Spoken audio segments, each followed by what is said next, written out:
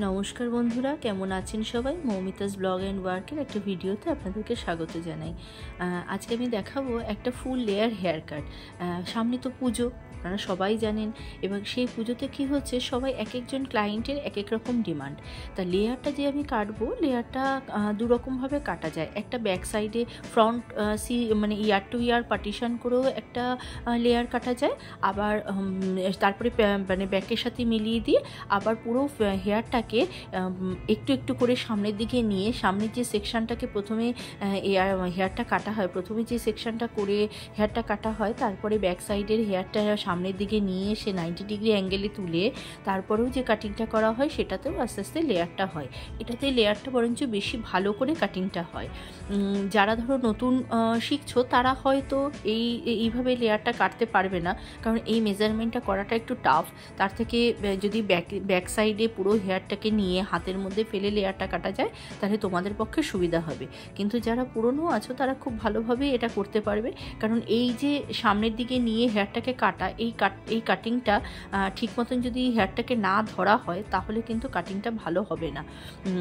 তখন দেখতে ছোট বড় হয়ে যাবে। তখন সেই কাটিংটাকে আবার পেছন দিকে নিয়ে কাটতে হবে। পেছন দিকে নিয়ে সামনের দিকে নিয়ে হেয়ারটাকে নিয়ে কাটলেও পেছন দিকে নিয়ে একটু কাটতে হবে, কিন্তু এটাকে বুঝতে হবে মানে ডান দিক বা দিক দুটো অসমান হয়ে যাবে যদি ঠিক মতন করে মেজারমেন্টটা না করা হয়। তবুও যারা পুরনো কাটার আছো, তাদের জন্য বলছি, এইরকমভাবে যদি সামনে নিয়ে লেয়ারটা কাটা হয়, তাহলে কি হয়, যে ক্লায়েন্ট থাকে, সেই ক্লায়েন্টের ফেস অনুযায়ী যে মানে স্টেপগুলো, যে লেয়ার কাটিংটা হয়, সেটা দেওয়া যায় এবং দেখতেও সুন্দর লাগে। পরে আর খুব বেশি ছোট বড় করার প্রয়োজন হয় না। তা খুব সুন্দরভাবে এই কাটিংটা করলে দেখবে পুরো থাক থাক হয়ে থাকে। এবং ব্যাক সাইডে ক্লায়েন্ট যদি পরে ব্যাক সাইডে হেয়ারটাকে নিয়ে জাস্ট একটা ক্ল্যাচার দিয়ে ওপর দিকে তুলে নেয়, তাহলে যেন দেখে মনে হবে স্টেপ কেটেছে। তাহলে দেখো কতটা এটা ক্লায়েন্টকে বোঝাতে হবে যে একটা হেয়ার কাটিংয়ে যখন চুলটা ছেড়ে রাখবে, তখন সেটা দেখতে লাগবে লেয়ার, তখন সেই লেয়ার কাটিংটা পুরো প্রপারলি বোঝা যায়। আর যখন কোনো ব্যাক ক্লিপ দিয়ে বা কোনো ক্ল্যাচার দিয়ে উপর দিকে তুলে নিচের দিকের হেয়ারটাকে ছেড়ে দেবে, তখন সেটা দেখে মনে হবে স্টেপ। তাহলে দেখো এটাতে কতটা ফায়দা আছে বলো। একই রকম একটা হেয়ার কাটিং কেটে দুই রকমভাবে করা যাচ্ছে। আবার এই হেয়ারটাকে যদি অনেক মানে পুরো একদম আমরা যেখানে পনিটেল করি, নিচের দিক করে একটুখানি হেয়ারটাকে আঁচড়িয়ে নিয়ে আমরা যদি পনিটেলের জায়গায় যদি একটা ক্লেচার বেঁধে দিয়ে জাস্ট নিচের দিকের হেয়ারটাকে আমরা যদি মানে পাফের মতন করে ঝুলিয়ে দিই, তাহলেও এই হেয়ারটা দেখতে খুব সুন্দর লাগে। আর সেট করলে তো অবশ্যই ভালো লাগে।